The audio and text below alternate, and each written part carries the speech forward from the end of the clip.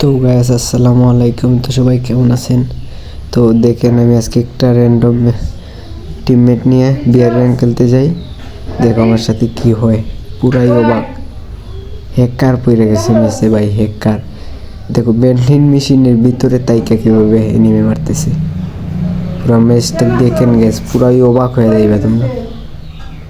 মানে এরকমটা আমি আগে কখনো দেখি নাই, আমার সাথে হয়েছে। পুরাই অবাক গাইস।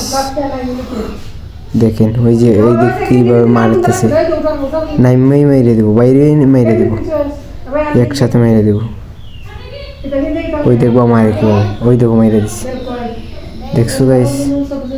ও আরও দুইটার মেরে দেবো, একটু ওয়েট করো। ওই দু আরডার মেরে দিচ্ছে গাইস, দেখুন। মানে কিছু বলার নাই, এরকমটা যদি হইতে থাকে মানে আমার আইডিটা ব্ল্যাক লিস্ট খেয়ে গেলাম মনে গেছে একটুর জন্য।